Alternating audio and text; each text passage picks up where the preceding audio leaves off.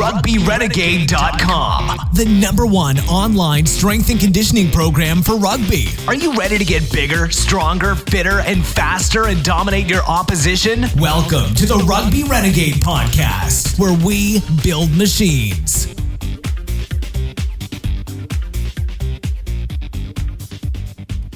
Hello and welcome to the Rugby Renegade Podcast. Today's episode is sponsored by Pro Athlete Supplementation. Check them out at pas-nutrition.co.uk for all your supplementation needs. And don't forget that subscribers to the Rugby Renegade program get a 40% discount on retail prices. Yes, welcome back for episode 49 of the Rugby Renegade Podcast. We're getting close to that 50. My name's Jamie Bain, and today I'm interviewing Mike Guadango of Freak Strength. Mike's a great strength coach. He's had the privilege of being not only a coach under Joe Defrancos but also an athlete, so that's a great experience, as well as interning with James the Thinker Smith and Buddy Morris, to drop a few names in there, but he's a great coach in his own right, and a real interesting podcast. I'm sure it'll get you thinking, so give it a listen and let us know what you think. Hi Mike, welcome to the Rugby Renegade Podcast. Great to have you on. Why don't we start? Thanks for having me, man. Oh, you're welcome. Why don't we just start by you telling us how you got into strength and conditioning, and some of the teams and athletes you've worked with and are working with? Well, I started off as a kid that was always injured. I was in and out of physical therapy places day in and day out because, I'd be a wrestler, and you're always taking trips to the emergency room. So doctors, after the emergency room, write you, after they didn't see if something was wrong, they'd write you scripts for MRIs or X-rays, and then they'd say, all right, let's go to physical therapy and work stuff out. So I'd be in physical therapy from, 11, 12 years old, and on, and then I'd have to work on everything after physical therapy to make sure I just stayed strong. And then from there, I ended up just joining gyms, working out in the mornings before school, and then I ended up joining a gym that was in Waldwick, New Jersey, and in that gym had a trainer named Joe Defrancos, which everyone pretty much knows. So, yeah. Joe really wasn't that big then. I had seen him go back and forth, into this little closet, and I said, well, this guy's pretty jacked. I guess I'll ask him to train me. I'll see what he's got. And that was when I was like 16, 17 years old. And from there, I trained at Joe's when I was in college. Then I started actually training people for Joe once I was still in college, covering for sessions here and there. And then the second, I think the day I graduated, or maybe before I even graduated from college, I was with Joe full time. Yeah, that's awesome. I'm pretty sure everyone has heard of Joe, and I'm glad you talked about that. So, kind of talk us about that kind of transition from as an athlete into a coach, and kind of what you learned from Joe, and what of that you still apply today. Well, it was a pretty smooth transition, actually, because I was at Joe's for so long that people looked at me as like a leader of the group. Even when we had new NFL guys and I was working out with them, I knew how everything went. So it was just really smooth for me to say, all right, well, hey, let's do this. And Joe would turn his back and have to work with another guy, and I'd kind of be like, all right, let's get a couple sets here. And they'd always be asking me, how many sets do we have of this? How many sets of that? And it was really a seamless transition, really. The toughest part for me with making that transition was a lot of the guys that were my age or older and had been at the gym a little longer than me. It was tough to kind of get the respect of them early on, but now it's not an issue at all. Those same guys will come in and know that I know my shit, but it was just it was like kind of that awkward phase of, well, who's this kid telling me what to do? What the fuck does he know, so to speak? It was tough for them to actually grasp that. But once, time kind of takes care of that, Yeah, definitely. And it's a good experience for you to be in that situation and learn how to earn that trust, and you've obviously done that. So talking specifically about training, what were the approaches you took from Joe's model? Could you go into that a little bit? That I do now or then? Well, let's start with then and see how things have changed over the years. Well, shit. Then that's all I knew. right? I knew some of the stuff that I did with physical therapy. So some of the concepts that I'd learned from there, and then, from other coaches that I worked with. When I first started with Joe, my goal was to be Joe, so I did everything that Joe was doing. And that, to me, that was gospel. I didn't know any difference. And then I went to an internship with Buddy Morris and James Smith. James Smith being the thinker from Global Sport Concepts. He's have you guys had him on your podcast before? No, we haven't, but we'd love to get him on. But definitely aware of him and Buddy as well. Yeah, those are two of the best guys in the world at what we do. They really turned my world upside down. And once they had exposed me to different ideas and different ways of going about doing things, and to me, I was like, holy shit. Like, this is totally eye-opening to me. It was so new and so different from anything that I had really done before, and a different way of looking at stuff.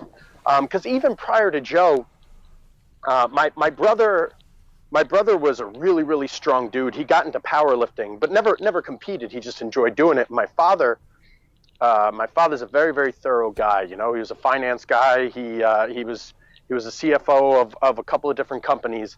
And he's very type A personality, so anything he does, he just researches the hell out of it. So when my brother started doing a lot of lifting, my dad researched it, buying all powerlifting magazines, and he came across Louis Simmons.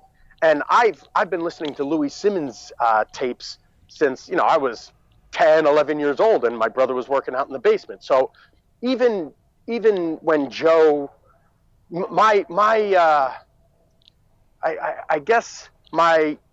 I'm trying to think of the word.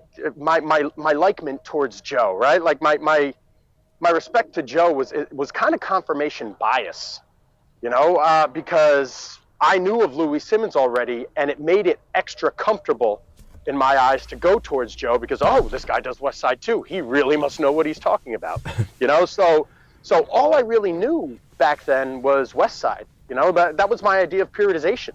Yeah. So coming to Buddy and James, it was, what the fuck are we doing? Well, what do you guys do for your dynamic day? And James is like, every day's a dynamic day. What the hell are you talking about? So it was, my mind was just, it took months for me to come to grips with this. Like, wait, there's more than one way to skin a cat, essentially. I thought this was the best way. And it's every way is a good way in the right situation. But it was tough for me to understand that. Yeah. I think there's kind of two things you touched on there that I want to sort of investigate a little bit further. First one, obviously being in that situation, and like you say, what Joe was doing kind of reinforced what you'd already read about, and then you've gone to this new kind of eye-opening thing. I think that's important for young coaches to understand how they kind of take the good things from other people's models and adapt their own. How have you kind of used that, and how does that affect your training now?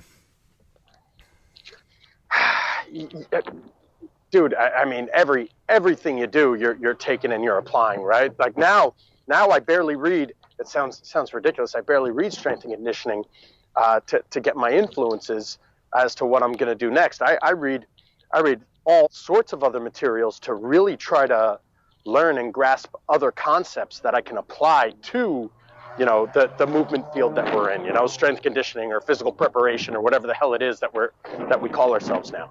Yeah. So it doesn't matter what it is, you're learning something and you're figuring out a way to apply it to what it is that you're doing in life. Yeah. Yeah, and I guess because there is so much more information out there in terms of the strength and conditioning stuff, there's almost like a level playing field. So I guess you've got to look outside like as you're doing other things and try and see where they can add to the whole picture of it. Is that your kind of approach? Yeah. Yeah, it sounds really ridiculous and really stupid to say that to learn strength and conditioning, I don't read strength and conditioning, but I mean, obviously I have a really good foundation in it, and I'm always talking to different coaches, but majority of my learning doesn't really come from there. It comes from basic sciences. It comes from sometimes music. There's a lot of theory that is universally applicable from other realms that we can really apply, because strength and conditioning is so it's sports. We're like James would say, it's in its infant stage, right? Yeah. Whereas music has been evolving for centuries, and mathematics and physics, it's all been evolving for centuries now, and sports really isn't that new. Yeah. Sports really is new. It's not that old or that studied. I mean, we're just starting to get into the science of sport within the last 5-10 years. Yeah. And so on that note, where do you see things going? Where do you see the kind of improvements in what we're doing as S&C or performance coaches? Oh, everything's going to be science-based. Everything's going to be tracked, and every coach eventually is going to start being more of a scientist. That's how it should be. So you could learn how to evaluate data, and it's scientist and psychologist. That's what the sport coach will probably end up being. Yeah, I think we all kind of end up being psychologists at any point in time, don't we? Doing this thing as you're working with people. I mean, that's the biggest thing, isn't it? Mm-hmm. So looking at your kind of influences, you've also obviously Joe Defrancos is an athlete and as a coach, and you mentioned Buddy and James. What other influences do you have that you might refer to people, even some of those ones that might be kind of out of the box ones that you said in different sort of areas to research and have their well, I think one of the best out of the box guys you can really have is James Smith. He's I can't speak highly enough of him. He's phenomenal. But Charlie Francis is someone in the field or was in the field. He's was absolutely brilliant. I thought he was phenomenal. I love his work, his concepts. I apply his concepts day in and day out. Dan Paff is another good guy in the field that I really respect and read a lot of his stuff. But I mean, there's guys like David Deutsch. David Deutsch is a theoretical physicist. He has some really great lectures. James turned me on to him. Okay. Even stuff like, do you know who Ray Dalio is? No, don't think so. No. Ray Dalio is an American investor. He has a portfolio. They call it the all-weather portfolio or the all-weather strategy, where essentially it's like concurrent periodization. He diversifies his portfolio in a way that he's always protected. Yeah. So he'll have 7.5% in commodities and 7.5% in gold, and then he'll have 40% stocks, 30% bonds, and it's a very good. It's asset allocation, right? So you're training speed. You're training flexibility, you're training power, you're training strength, you're doing all your correctives. Everything is occurring simultaneously, and you're always monitoring the load. And it's nothing sexy, right? It's not the sexiest thing in the world, but you'll yield 8, 9, 10% every single year. And the guys, this is one thing I learned from Charlie Francis, the guys that make the biggest gains aren't the guys that, in 5-10 years, aren't the guys that went from, let's say, 4.640 to a 4.340, but it's in the 6 week time, they did that in 4 or 5 years because they were injured the least. So the less downside you have, the easier it is to have more and more progressive upside. Yeah. And that's something that I learned from finance, even to almost reaffirm thoughts that I was having, and now it might be confirmation bias. Who knows? But it helps me go more towards in the right direction in my eyes. Yeah, and also it's a good analogy to use when trying to explain it, because it makes it make a lot more sense then. Like you're covering all your bases, and you're getting those slow incremental improvements over the years, not every 6 weeks, as you said.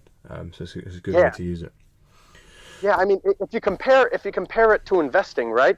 What does every schmuck investor think that they can do? Well, let me pick a stock and become a millionaire. I'm going to find the next Amazon. What idiot doesn't think that? Every new investor thinks they can do that. You talk to a brand new investor and you say, hey, I can get you 9% every single year for the rest of your life. And then they talk to their one buddy who just had 30% one year, but then they don't know that the following year that they're going to have a 70% loss. Yeah. So no one thinks that slow and steady is sexy. And that's kind of the concept that I've learned just like looking at multiple realms of learning. Yeah.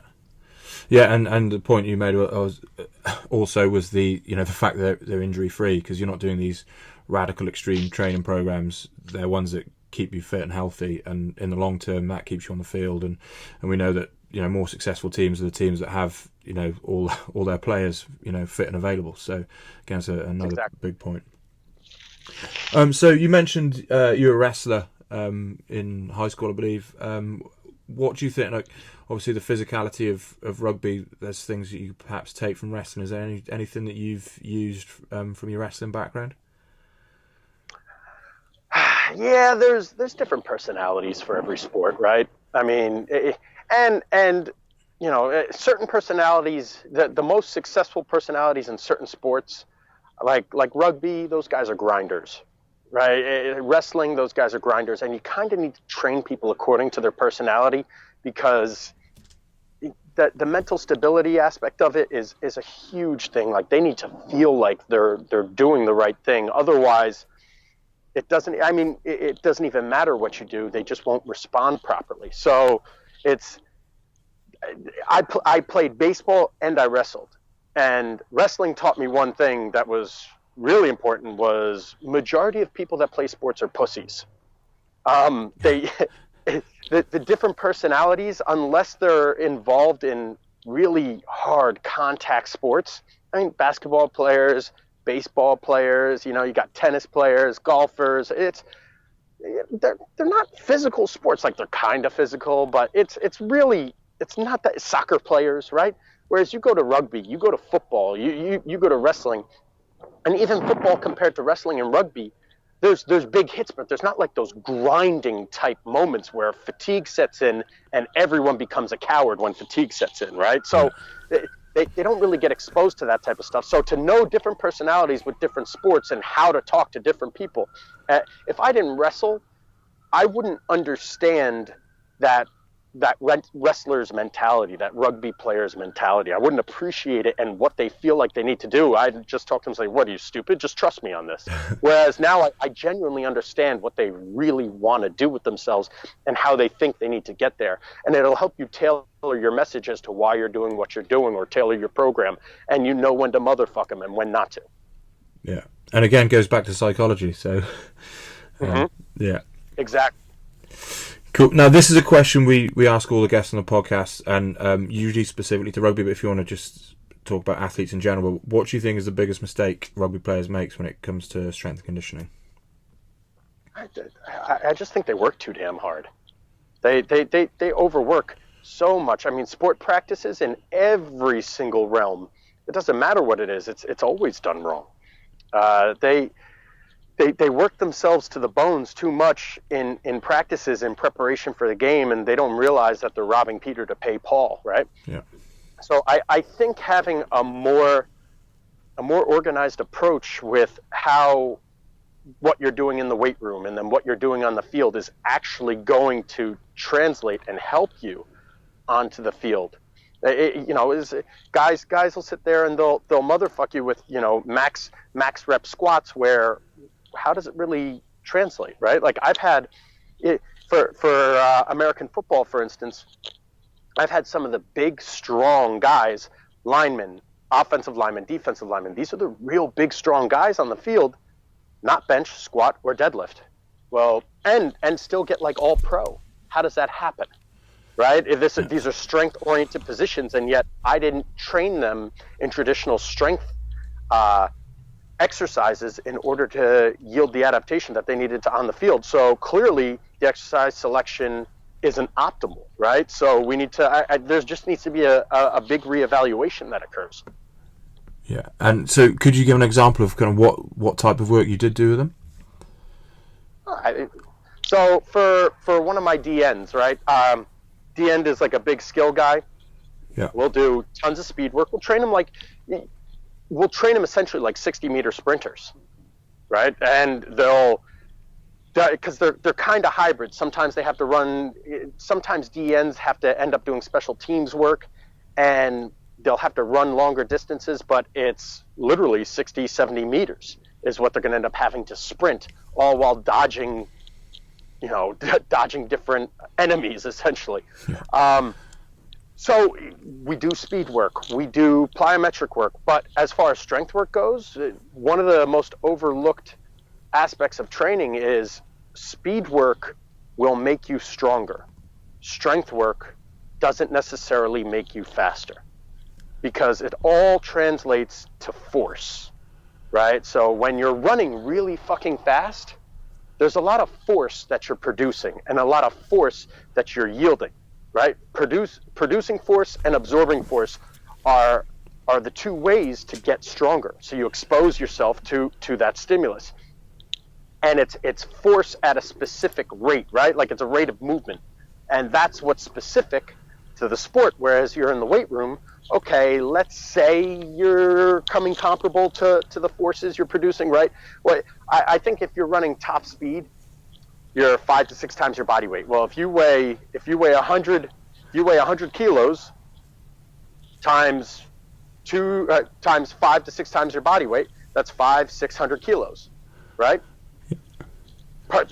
In tenths of a second. How are you going to simulate that in a squat rack on one leg? It's tough to make that kind of conversion. So for things to transfer over properly, it's not necessarily done in the weight room. So what we'll do majority of speed work, and we'll make sure that they're within like 10% of their maxes at all times with the speed work, with whether it's 10 meter runs, 20 meter runs. They're always going to be within 10% of their PRs in order for it to count as actual speed work. So then from there, we'll do unilateral work, we'll do posterior chain work, and it's kind of like chicken soup almost, where as long as you're getting the basic units of work done, it kind of covers all bases because you already exposed yourself to the proper force. You don't really need to blow your load in the squat rack as you normally would if you're not doing the running. So majority of our work is based on speed work, speed and power work. Yeah. And that goes back to, you mentioned Charlie Francis, and that's one of the big things I took from him, is like, obviously you used Ben Johnson as an example, that some of his best strength records were recorded when he was focusing on the speed work. And it's a classic example of that's what actually produces it, improving the neuromuscular system's ability to produce force. So you're just highlighting that. And you touched on a little bit there about obviously issues with the technical tactical training and sometimes the volumes of that being too much. And I've read a lot of stuff by James Smith regarding that. How would you go about approaching that, sort of dealing with the sports coaches? What, dealing with the personalities of sport coaches, or let's say perfect world scenarios? Let's say both. Well, dealing with the sport coaches, you just got to sit there and you got to kiss their ass and slowly manipulate them. Like that's really what you got to do if you really want to get stuff done. I mean, these guys are really hard-headed. It's tough to. They're stuck in their beliefs. It's very difficult to make that kind of headway with coaches, especially if they've had some success, right? Well, we had a ton of success doing it this way for a long time. How are you going to tell me that we're not going to have it again? So that's a slippery slope, and that's again more psychology. But perfect world scenario, I mean, think about the average game. Figure out what that athlete is doing, and then you work backwards from there. So if that athlete runs 10 ins, 10 outs, whatever, right? You figure out their maxes in each one, and then you try to make that. That's what you're working up to for their training load. So you organize practices in that type of sense. So receivers need to run X amount of routes with doing this, and then DNs need to run X amount of plays doing that. And you structure preseason based around what you find their average total is going to be throughout each game. And then you need to slowly progress them up to that. That's how you prevent injury. Yeah. And again, it's simple. You find out what they need to be prepared for, and then you slowly progress them to that in a safe manner. It makes a lot of sense. Yeah, but that's a real tough thing to do. I mean, this is a perfect world scenario, assuming you have control of every single stimulus in the environment, which that's not real life. No. You know, there's these guys, they sleep like shit every other day, right? They get in arguments with their girlfriends, or they have this going on with their family, and this person stole money from them, and that. So you have all these other stressors that you got to worry about with these guys, and then you need to worry about 53 men on a 61 guys on an NFL roster, including practice squad guys, and you need to make sure that they're all on the same exact page, and everyone gets the same sleep every single day, and everyone's getting the same nutrition every single day. I mean, that's not reality. Yeah. You know, that's not how life works. How many players on a roster of a rugby team? Varies, but around 40. So that's still a big number. Yeah. Good luck. Yeah. Good luck. Even the NBA. The NBA has 12 guys on a roster? Best of luck controlling 12 guys. Especially 12 guys that have millions of dollars, like unlimited funds, and can do whatever the hell they want the second they leave the stadium. Yeah, best of luck. Cool. Just looking through. So last kind of deep question for you. What sort of advice would you give to an upcoming strength coach? Don't rush. Do not rush on trying to become the guy, right? That was. I don't want to say it was a mistake I made, because I've never been the guy, but I was. Too many people really want to be well known, and everyone wants a super big following, and everyone wants to be the sexy guy with all the sexy athletes and all this stuff, right? Like just learn, right? To waste your time on spitting out nonsense when you're really unsure of it the first 10 years you spend really learning the craft. Then the next 10 years you usually spend developing your own craft within that craft. And then the following 10 years you usually spend perfecting it, right? So everything takes time. Don't rush into anything. You look in strength and conditioning, and a coach will say something stupid like, well, I've been doing this over 10 years. Well, you go into any other profession, look at a fucking accountant. An accountant does this for 10 years, and you say, okay, so what? My uncle's an accountant for 30 years. Big deal, right? But people will say stuff like this as like a badge of honor. Like, hey, it takes so much more time than we actually give it to develop. That's the most important thing to do. Just give yourself time. Learn everything you possibly can. You have to constantly just dive in and learn and learn and learn. And don't just think strength and conditioning. You got to learn physiology. You have to learn anatomy. You have to learn physics. You have to learn mathematics. These are all things that are applicable to our field that are completely underutilized. Too many guys are worried about sets and reps where they really just don't understand the body to begin with. Yeah, that's great advice. Yeah, I think everyone, it's that just human nature at the moment. It seems to be just everyone wants results straight away, whatever it might be. But yeah, you got to put the hours in, you got to put the time in, and like you say, keep on learning as well. So some great points there. Lastly, what's kind of the future for you, and where can people learn more about yourself? Future for me. Well, right now I'm in school still. Or I went back to school, so I'm currently working on getting my doctorate in acupuncture. Yeah, really, really out there type thing, but it's like a new language, right? And it's going to expand my thinking. Rather than going for physical therapy, which I'm really Western based, I want to expand on how I'm looking at things and expand my problem solving and try to look at it from multiple angles. So I'm working on that end, and then on top of that, I have a lot of really high end guys.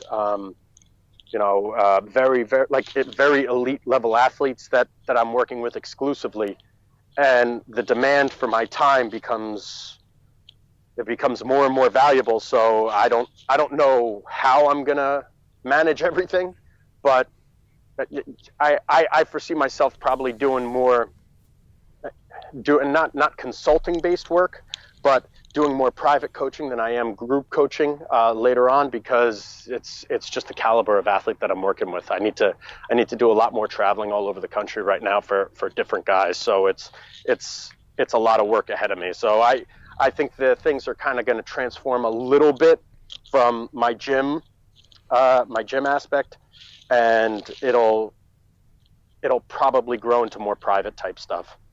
I don't know though. I mean, who knows? I mean, these guys could dump me tomorrow, and then I'm just right back to where I started. So who the hell knows? And in terms of the athletes you're working with now, what particular sports are you, any and all, or are you trying to work with a certain type of athlete? I'm really not biased. I have a good idea as to how to approach most sports, and if I don't, I just learn about it and I research the hell out of it, and that's what I do. So right now, my primary source of income comes from professional baseball, professional American football, and NBA and professional basketball. So I literally work with 3 completely different sports, but I work with them, but not limited to. Yeah. Oh, that's cool. And lastly, where can people learn more about yourself? I have, for strength conditioning or physical preparation only, go to freakstrength.com, my Freak Strength Instagram, Twitter, or Facebook page at Freak Strength. Or if you want to learn about me as a dude, I pretty much post outlandish shit on my personal pages for Facebook and Twitter and Instagram. It's Guadango for Twitter and Instagram, Guadango, or Mike Guadango on Facebook. Cool, and we'll share all of those links in the show notes. But Mike, thanks so much for giving us your time and sharing your advice. Great to speak to you, and I appreciate how busy you are, and you made time to get on a call with us and have a good chat. So thanks very much, and all the best for the future. My pleasure, man. Thanks for having me. I really appreciate it. Oh, you're welcome. It's been great. Yes, once again, thank you, Mike, for taking the time to speak to us. Really interesting conversation. I'm sure you guys will get tons out of that. Kind of big things for me are looking at what you're doing. Is that actually improving performance, or is it just you think, oh, I need to get them strong in the squat, for example, and also where else can you look outside the box, outside the sort of strength and conditioning arena, finding different ways for you to improve your program and your philosophy and your coaching. So awesome stuff. In the meantime, of course, check us out at rugbyrenegade.com. Check us out at all the social media, Facebook, Instagram, Twitter, and everything. More to come from the podcast. Episode 50 should be coming soon. So please subscribe to us on SoundCloud, Stitcher, TuneIn, or iTunes, whatever you use. And of course, please give us a 5-star review. And any questions that you want us or the guests to answer, please, get them to us. That's the purpose of the podcast, to give you more information. So let us know what you're struggling with or what you need help with, and we'll either answer it ourselves or get our guests to answer it. Until next time. Thanks for listening to the Rugby Renegade Podcast. For more quality rugby strength and conditioning information, check us out at rugbyrenegade.com. Rugby Renegade, building machines.